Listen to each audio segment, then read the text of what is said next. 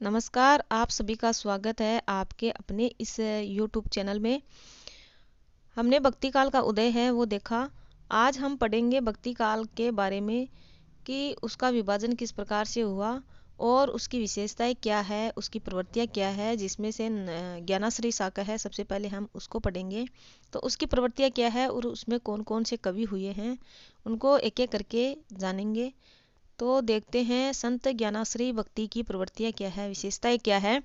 तो इसमें गुरु की महिमा का वर्णन है वो किया आया है। संत है वो निर्गुण संत, वो गुरु की महिमा के ऊपर जोर देते हैं, गुरु के बारे में बताते हैं। सामाजिक खंडन मंडन इन्होंने किया है। समाज में जो कुरीतियां हैं चली आ रही है उनका खंडन करने का कार्य है वो संतों ने किया है। इनकी भक्ति तटस्थ भक्ति है, संप्रदाय निरपेक्ष है, किसी संप्रदाय में ये सम्मिलित नहीं हुए। इनकी भक्ति तटस्थ है, किसी के पक्ष विपक्ष में ये नहीं रहे। ना काऊ से दोस्ती ना काऊ से बैर, इस प्रकार से ये तटस्थ भक्ति है वो करते थे। शास्त्रीय ज्ञान का खंडन इन्होंने किया है। इनका कहना है कि जो शास्त्रों में लिखा हुआ है उसको नहीं मानते थे, बल्कि ये कहते थे कि जो हम अनुभव करते हैं वही है वो असली ज्ञान है, सच्चा ज्ञान है। तो ये कबीर की देखिए यहाँ पर पंक्ति भी है, तू कहता कागद की लेखी और मैं कहता आँखिन की देखी। यानी तू कहता है कागद की लेखी, जो तू तो क्या कहता है शास्त्रों में लिखी हुई बातें कहता है, लेकिन मैं तो अपनी आंखों से देखी हुई यानी अनुभव की हुई बातों को कहता हूँ। इस प्रकार से ये शास्त्रीय ज्ञान को नहीं मानते थे, बल्कि अनुभव प्रत्यक्ष जनित अनुभव ज्ञान पर है वो बल देते थे। वेदों का खंडन इन्होंने किया है, यानी वेदों की बातें, क्योंकि वेदों का खंडन इस प्रकार क्योंकि उनमें जो लिखा हुआ है उसके अनुसार चलना होता है, जबकि इनका कहना है कि अपने अनुभव से जो ज्ञान आता है वो सच्चा ज्ञान होता है। तो इस प्रकार वेदों का ये खंडन करते हैं। ज्ञान की अपेक्षा प्रेम को अधिक महत्व देते हैं, यानी इंसान को ज्ञान हो यह जरूरी नहीं, लेकिन उसमें प्रेम भावना होनी जरूरी है। तो इस प्रकार ये प्रेम को महत्व देते हैं। तीर्थाटन और मूर्ति पूजा और ब्राह्मणवाद का ये खंडन करते हैं। तीर्थाटन यानी अलग अलग तीर्थों पर जाना और मूर्ति पूजा करना, ब्राह्मणवाद का मानना, तो इसका ये खंडन करते हैं। काया की साधना मन मथुरा दिल द्वारका, यानी काया की साधना सिद्धों से आई है। इनमें काया की साधना जो सिद्ध ने अपना रखी थी वो संतों में भी आई है। फिर है घुमक्कड़ देशाटन जीवन का पक्ष है, यानी ये भ्रमण करते हैं लेकिन ये तीर्थों का भ्रमण नहीं करते हैं। तो इस प्रकार से इसको आपको ध्यान रखना है। देशाटन तो करते हैं लेकिन तीर्थाटन ये नहीं करते हैं। प्रतीक योजना रहस्यवाद, प्रतीक योजना इनमें सर्वाधिक प्रचलित है, यानी इन्होंने प्रतीक योजना को अपनाया है, जो कि रहस्यवाद इनका दिखाता है इनके साहित्य में बाद में, वो प्रतीक योजना से आया है। स्त्री को यह जीवात्मा मानते हैं और पुरुष को यह परमात्मा मान करके अपना साहित्य इन्होंने लिखा है। प्रतीक है वो इनका हंस है, वो आत्मा का प्रतीक है। जहाँ पर हंस शब्द आता है वो आत्मा का प्रतीक माना है इन्होंने। संतों का रहस्यवाद, संतों में है वो रहस्यवाद मिलता है। सदुकड़ी भाषा का इन्होंने प्रयोग किया है, यानी एक स्थान से दूसरे स्थान पर ये भ्रमण करते रहते थे, तो वहाँ पर साधु संतों की संगति से इनकी भाषा में अनेक भाषाओं के शब्द मिलते हैं, तो इस कारण इनकी भाषा है वो सदुकड़ी भाषा है। साधनात्मक रूप है, यानी साधना इनके साहित्य में किस से आई है, तो वो नाथों से आई है। और भावनात्मक साधना है वो कहाँ से आई है, तो वो सूफियों से आई है, जो कि गौण रूप से इनमें दिखाई देती है। इनमें अधिक साधनात्मक रूप दिखाई देता है, जो कि नाथों से आया है प्रधान रूप से। इनमें भावात्मक जो रूप है वो काम रहित मिलता है, जबकि सूफियों में जो भावात्मक रूप है वो काम सहित मिलता है। ये अंतर है इन दोनों में। कबीर व जायसी दोनों ही भक्ति काल के रहस्यवादी कवि माने जाते हैं, परंतु कबीर की रचनाओं में साधनात्मक रहस्यवाद मिलता है। यानी कबीर में और जायसी, जायसी जो कि सूफी हुए हैं, आगे हम इनको देखेंगे। कबीर और जायसी दोनों में ही साधनात्मक रहस्यवाद मिलता है, दोनों ही रहस्यवादी कवि माने जाते हैं, परंतु कबीर की रचनाओं में साधनात्मक रहस्यवाद मिलता है, यानी साधना मिलती है। जबकि सूफियों में यानी जायसी में वो कौन सी रहस्यवाद मिलता है, तो वो भावात्मक रहस्यवाद मिलता है। इन्होंने नारी निंदा की है, नारी निंदा ये करते हैं ज्ञानाश्रय शाखा निर्गुण संत नारी निंदा करते हैं, और यह प्रभाव इनका है, वो नातों का प्रभाव आया है इन पर। संतों पर सर्वाधिक प्रभाव, प्रश्न आ सकता है कि संतों पर सर्वाधिक प्रभाव किसका है, तो नाथवाद का है, यानी नाथों का प्रभाव इन पर सर्वाधिक पड़ा है। नाथों की बहुत सी चीजें इन्होंने अपनाई हैं। एकेश्वरवाद, इस्लाम का प्रभाव भी इन पर पड़ा है, यानी ईश्वर एक ही है ऐसा ये मानते हैं। तो इस्लाम में माना जाता है कि ईश्वर एक ही है, तो वैसे ही इसमें भी माना जाता है कि ईश्वर एक है। इस तरह इस्लाम का प्रभाव इन पर आया है। अहिंसा, नवदा भक्ति के प्रपत्ति मूलक ज्ञान को ये मानते हैं, यानी समर्पण भक्ति, प्रपत्ति मूलक मानी समर्पण भक्ति को ये मानते हैं, जो कि वैष्णव प्रभाव से आया है। भाषा इनकी सदुकड़ी है, यानी मिक्स भाषा है इनकी। इनके काव्य में, इनकी रचनाओं में, इनके साहित्य में कैसा रस मिलता है, तो शांत रस मिलता है। सहायक रस कौन सा है, सहायक रस है श्रृंगार रस। तो दो शांत और श्रृंगार रस। सुरति और निरति क्या है इनके साहित्य में, तो सुरति है वो ईश्वरीय प्रेम है, यानी आनंद का अनुभव है उसमें। निरति क्या है, वैराग्य है, विषयों से दूरी है, जगत प्रपंच से विरक्ति है। उलटवासी क्या है, जो ज्ञानाश्रय शाखा के संतों ने अपनाई है, तो उलटवासी सिद्धों की संध्या शैली का प्रभाव इन पर पड़ा है, जिससे उलटवासियों का इन्होंने प्रयोग किया है, जिसके कारण इनके साहित्य में रहस्यात्मकता आई है। तो ये उलटवासी इन्होंने कहाँ से ली है, तो सिद्धों की संध्या शैली से अपनाई है। लोक प्रचलित जो अवधारणा के विपरीत है बात कहते हैं। उलटवासी क्या होता है, यानी उल्टी बात कहना। जो लोक में प्रचलित बात है, विचार है, उसके विपरीत कोई बात कहना। तो जो नहीं उसको जानता है, अच्छे से उसकी गहराई को नहीं जानता है, तो उसे वो उल्टा अर्थ लगता है। इस प्रकार उलटवासी का अर्थ होता है। और उलटवासियों में रस कौन सा होता है, तो उसमें अद्भुत रस होता है। राम की इन्होंने आराधना की है, राम की भी इन्होंने आराधना की है, लेकिन वो कैसा राम है, वो दशरथ पुत्र राम से भिन्न राम है, यानी कि निर्गुण राम है। निर्गुण राम की आराधना करते हैं, लेकिन वो दशरथ पुत्र राम नहीं है, यानी सगुण राम नहीं है, निर्गुण राम है। ये नश्वरवाद है। ब्रह्म के निराकार रूप की संकल्पना इन्होंने की है, यानी ब्रह्म है, ईश्वर जो है वो कैसा है, निराकार है, उसका कोई आकार नहीं है, उसकी संकल्पना इन्होंने की है। पार ब्रह्म के तेज को कैसो है अनुमान, कई बे को शोभा नहीं देखे ही प्रमाण। इस पंक्ति से पता चलता है कि निर्गुण को मानने वाले, जिसका कोई रंग रूप नहीं है, इसका तेज कैसा है पता नहीं, कई बे को शोभा नहीं, कहते हुए शोभा नहीं देता है, यानी कहते नहीं बन रहा है, कहा नहीं जा रहा है, लेकिन देखने पर ही इसका प्रमाण है वो हमारे सामने आता है, ऐसा इनका कहना है। ये पंक्ति परीक्षा में पूछी जाती है। तो किससे संबंधित है, तो संत काव्य से, निर्गुण काव्य से संबंधित है। दोहा चौपाई और कवित्व पद शैली में इन्होंने रचना की है। तो किस शैली को इन्होंने अपनाया है, तो दोहा चौपाई कवित्व और पद शैली में इन्होंने रचना करी है। इनके बारे में विशेष क्या है, तो संतों का प्रमुख योगदान क्या है, समता मूलक समाज की स्थापना हेतु इन्होंने संघर्ष किया है, यानी इनका मूल योगदान क्या है, इन्होंने किस हेतु कार्य किया है, तो समाज में इन्होंने समानता लाने का कार्य किया है। जो जाति पाति धर्म के नाम पर जो ऊंच नीच का भाव है उसको मिटाने का, उसका खंडन करने का कार्य उन्होंने किया है। ये संतों की सबसे बड़ी उपलब्धि है। अब है कबीर, जो संत है। कबीर का अर्थ क्या होता है, तो कबीर का सामान्य अर्थ महान होता है।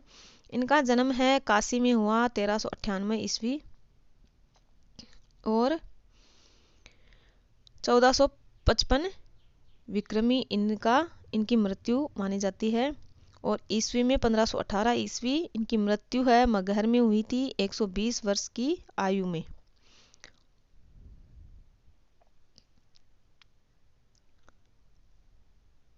पिता और माता है वो नीरू और नीमा है। इनके माता पिता का नाम नीरू और नीमा है, जो कि जुलाहा जाति से है। गुरु का नाम है रामानंद है। काशी में हम प्रकट भये चेताए रामानंद। इस पंक्ति से पता चलता है कि इनके गुरु का नाम रामानंद है। मुस्लिम मान्यता के अनुसार इनके गुरु का नाम क्या है? शेख तकी है। कबीर के गुरु का नाम मुस्लिम मान्यता के अनुसार क्या है? तब उत्तर आएगा शेख तकी है। और ऐसे रामानंद है वो इनके गुरु माने जाते हैं। इनकी पत्नी का नाम लोई है और पुत्र का नाम कमाल और पुत्री का नाम कमाली है। समकालीन शासक सिकंदर लोदी है, यानी सिकंदर लोदी के शासनकाल में कबीर हुए हैं। कबीर को हाथ पैर बांधकर गंगा नदी में फेंकने का प्रयास किया व हाथी से खिलवाने का प्रयास भी किया गया। प्रश्न आ सकता है कि किस संत कवि को, किस भक्त कवि को हाथ पैर बांधकर गंगा में नदी में फेंकने का प्रयास किया गया तथा हाथी से कुचलवाने का प्रयास किया? तो कबीर है। कबीर के उत्तराधिकारी शिष्य है वो धर्मदास है, यानी कबीर की गद्दी वो संभालने वाले कौन है? तो धर्मदास है। पूछा जा सकता है परीक्षा में। इनकी रचनाएं कौन कौन सी है और किस तरह मिलती है? अब देखते हैं इसके बारे में। तो इनकी रचनाएं 3 तरीके से मिलते हैं, साकी के रूप में, शब्द के रूप में और रमेनी के रूप में। साकी क्या है? साकी ही साक्षी है, जो कि दोहा छंदों में लिखी गई है। और इसकी भाषा कैसी है? सदुकड़ी भाषा, खड़ी बोली है जिस पर पूर्वीपन का प्रभाव है। शब्द क्या है? शब्द एक तरह से गेय पद है और इसमें कबीर का रहस्यवाद मिलता है। और साधनात्मक भावात्मक है वो रहस्यवाद। रहस्यवाद कैसा? रहस्यवाद साधनात्मक या फिर भावात्मक रहस्यवाद है वो मिलता है। और भाषा कौन सी है? तो ब्रज प्लस पूर्वीपन दोनों का प्रभाव इस पर है। ब्रज का सर्वाधिक प्रभाव है। रमेनी क्या है? तो रमेनी दोहा और चौपाई है, दोनों को मिलाकर लिखी गई रचना है। ब्रज और पूर्वीपन का प्रभाव है सर्वाधिक। प्रमाणिक रचना इनकी सर्वाधिक वह है वो रमेनी को माना जाता है। किसके अनुसार? गणपति चंद्रगुप्त के अनुसार। गणपति चंद्रगुप्त का मानना है कि रमेनी है वो सर्वाधिक प्रमाणिक है। ब्रज का प्रभाव इस पर माना जाता है।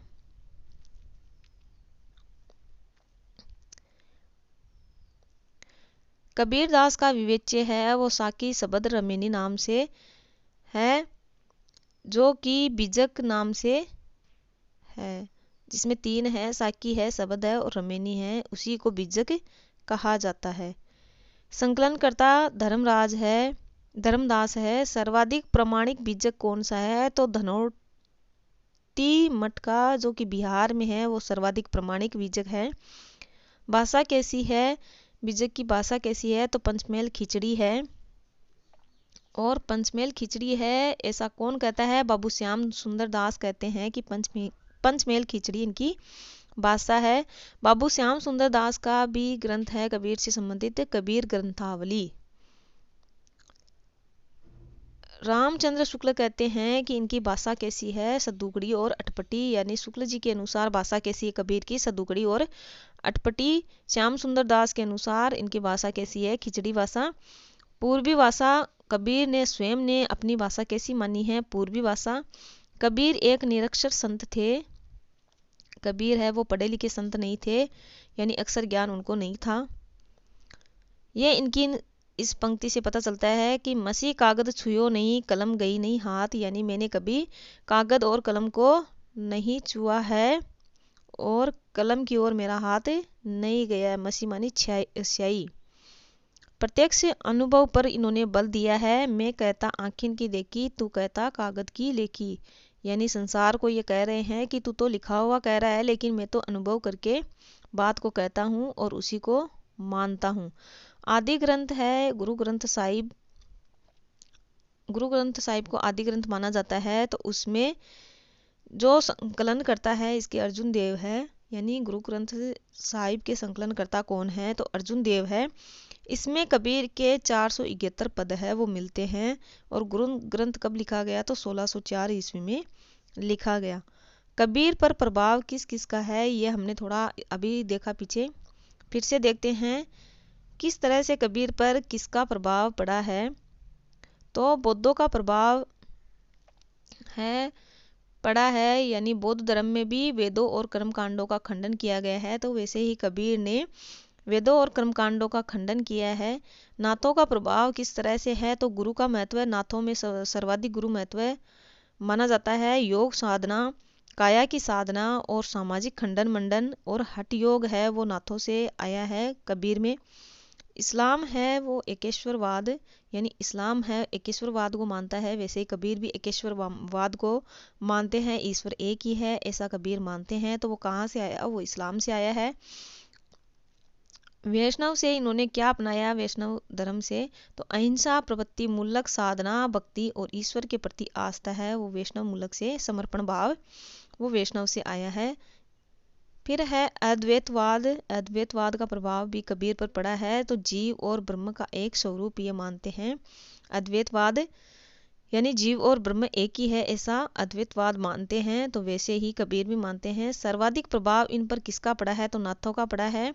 प्रश्न आ सकता है कि सर्वाधिक प्रभाव कबीर पर किसका माना जाता है, तो वो नाथ है। इन पांचों मतों को लेकर, यानी ऊपर जो 5 मत आए हैं, तो इन पांचों मतों को लेकर कबीर ने एक निराला ही पंथ है वो बड़ी धूमधाम से चलाया। उसका नाम यानी ये कौन कह रहे हैं, तो शुक्ल जी कह रहे हैं ऐसा कि इन पांचों मतों को, ऊपर जो अभी हमने मत पढ़े वैष्णव नाथ, तो ऐसे तो इन पांचों मतों को लेकर कबीर ने एक निराला ही, एक अलग ही पंथ चलाया है, सबको सबकी अच्छी चीजें ग्रहण करके, तो बड़ी धूमधाम से चलाया, यानी बड़े जोरों शोरों से चलाया इन्होंने। तो ऐसा कौन कह रहा है, ऐसा आचार्य रामचंद्र शुक्ल कह रहे हैं। परीक्षा में ये पंक्तियां है, आ सकती है। फिर है उनमें प्रतिभा बड़ी प्रखर थी, लेकिन इनकी भाषा अटपटी थी। ये यहाँ पर कबीर की प्रशंसा कर रहे हैं, परीक्षा में पूछा जा सकता है। तो आचार्य रामचंद्र शुक्ल का कथन है कि कबीर में प्रतिभा बड़ी प्रखर थी, किंतु उनकी भाषा अटपटी थी। प्रश्न ऐसा भी पूछा जा सकता है, जैसे दे दिया कि उनमें प्रतिभा बड़ी प्रखर थी, भाषा अटपटी थी, तो उनमें शब्द है वो किसके लिए आया है, तो ऐसा भी प्रश्न आ सकता है। तो आपको ध्यान में रखना है, ये कबीर के लिए रामचंद्र शुक्ल ने कहा है। वाणी का डिडक्टर है, तानाशाह है, वो किसने कहा है कबीर को, तो आचार्य हजारी प्रसाद द्विवेदी कहते हैं कि वाणी का डिडक्टर है कबीर, तानाशाह है, बादशाह है, यानी अपनी वाणी से, अपनी भाषा से जैसा चाहे वो कलवा सकते थे, जैसा चाहे प्रयोग भाषा का करके, और उसको साहित्यिक रूप यानी उसको आकर्षक रूप वो दे देते थे। रूप में अरूप की व्यंजना और कथ्य में अकथ्य का ध्वनन काव्य निर्दर्शन नहीं है, तो और क्या है, ये भी कथन है आचार्य हजारी प्रसाद द्विवेदी का ही है।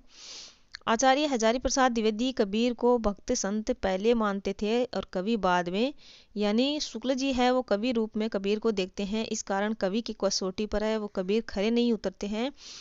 इसी कारण जो रामचंद्र शुक्ल है वो कबीर की भाषा भी साहित्यिक भाषा नहीं मान करके, और उनकी भाषा को अटपटी भाषा कह देते हैं, और उनके साहित्य को भी अच्छा साहित्य नहीं मानते हैं। जबकि हजारी प्रसाद द्विवेदी का कहना है कि जो कबीर है वो कवि नहीं है, वो पहले भक्त है और बाद में कवि है, तो इनकी भक्ति भावना को हमें देखना चाहिए, इस प्रकार हजारी प्रसाद द्विवेदी का कहना है। कबीर का काव्य बाय प्रोडक्ट फोकट का माल, दलवे का माल है, यानी कबीर तो क्या है, एक भक्त है, अब जो रचनाएं हैं, जो साहित्य है वो निकल करके आया है, तो वो तो बाय प्रोडक्ट यानी फ्री का माल, एक तरह का फोकट का माल है, तो वो तो अपने आप साहित्य है वो आया है। जबकि उन्होंने तो भक्ति साधना की है, वो साहित्य थोड़ी लिख रहे थे, वो तो भक्ति साधना कर रहे थे। अब भक्ति में जो साहित्य आ गया वो बाय प्रोडक्ट है, फोकट का माल है, ये कहते हैं हजारी प्रसाद द्विवेदी। तो इससे पता चलता है मूल रूप से जो कबीर है वो भक्त है, कवि नहीं है, यानी उनका उद्देश्य है वो कविता करना नहीं है बल्कि भक्ति करना है। कविता तो है वो अपने आप आ गई है। भक्तमाल है जो नाबादास का हमने पीछे भी पढ़ा, इसमें यह कब का है, तो 1594 ईस्वी का है। इसमें कबीर काने राखी नहीं वर्णाश्रम शठ दर्शनी, ये लाइन मिलती है, ये पंक्ति कबीर के बारे में मिलती है कि कबीर ने किसी की मान मर्यादा है वो कानी है वो नहीं रखी है। तो ये पंक्ति किसमें मिलती है कबीर के बारे में, तो ध्यान रखना नाबादास के द्वारा लिखी भक्तमाल में मिलती है।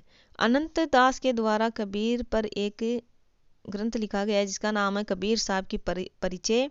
हजारी प्रसाद द्विवेदी का भी है कबीर नाम से 1942 ईस्वी का, और बाबू श्याम सुंदर दास का है कबीर ग्रंथावली नाम से। फिर है अयोध्या सिंह उपाध्याय। इन सब के आपको नाम ध्यान में रखने हैं, किसने कौन सा ग्रंथ कबीर के ऊपर लिखा है। तो कबीर वचनावली है वो अयोध्या सिंह उपाध्याय का है। कबीर वांग्मय है वो वासुदेव सिंह और जयदेव सिंह का है।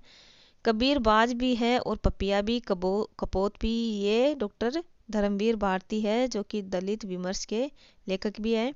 तो यह किसने कहा है, यह डॉक्टर धर्मवीर भारती ने, धर्मवीर ने कहा है। डॉक्टर धर्मवीर है विचार का अनंत और अकथ कहानी प्रेम की, ये किसने कहा है, किसने लिखा है। तो पुरुषोत्तम अग्रवाल का है। फिर है दुल्हन गाओ मंगलाचार हम घरी आए हो राजा राम बरतार, ये कबीर की पंक्तियां है जो कि परीक्षा में पूछी जाती है। घूंघट के पट खोल तो ये पिया मिलेंगे, तो ये ईश्वर के लिए शब्द आया है। झिलमिल जगरा झूलते सूर में चंद चंद सूर माई, मैं तो छोटा बच्चा था माँ की गोद में बैठकर अपने गंतव्य स्थल तक पहुंच गया। रास्ता रैदास को पता था क्योंकि माँ ने उसके सिर पर एक गठरी रख दी थी। ये कबीर की लाइन है, कबीर की पंक्तियां हैं। शंकराचार्य के बाद इनके जैसा प्रभावशाली और महिमान्वित दूसरा नहीं हुआ।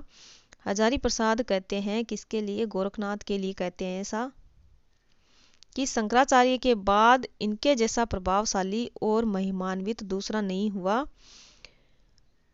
हजारी प्रसाद द्विवेदी का ये कथन है, किसके लिए है, तो गोरखनाथ के लिए। और इसी से मिलती जुलती एक पंक्ति और है, यह पंक्ति इसलिए यहाँ पर लिखी हुई है क्योंकि इससे मिलती जुलती एक और पंक्ति हजारी प्रसाद द्विवेदी की है, लेकिन वो कबीर के लिए है। तो आप इन दोनों पंक्तियों को ध्यान रखें। हिंदी साहित्य के 1000 वर्षों में इनके जैसा नहीं हुआ। अब वहां पर है इनके जैसा और कोई महिमान्वित शब्द है उसमें है, तो वो गोरखनाथ के लिए है।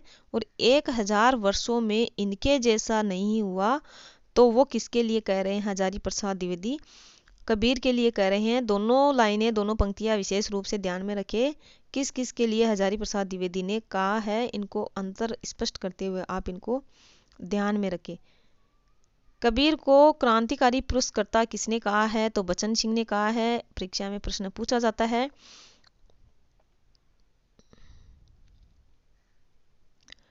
अब है जो हमने अभी पढ़ी कबीर के बारे में पंक्ति भक्तमाल की, वो पूरी पंक्ति क्या है ये देखिए। हिंद तुर्क प्रमाण रमेनी शब्दी साकी, पक्षपात नहीं वचन सबई के हित की बाकी, आरूढ़ दशा है जगत पर मुख देखी नाइन मानी, कबीर काने राखी नहीं वर्णाश्रम शट दर्शनी। ये भक्तमाल में लिखी गई कबीर के बारे में पंक्तियां है। तो अगला रैदास है जो कि हम अगले वीडियो में देखेंगे। तब तक के लिए नमस्कार, धन्यवाद।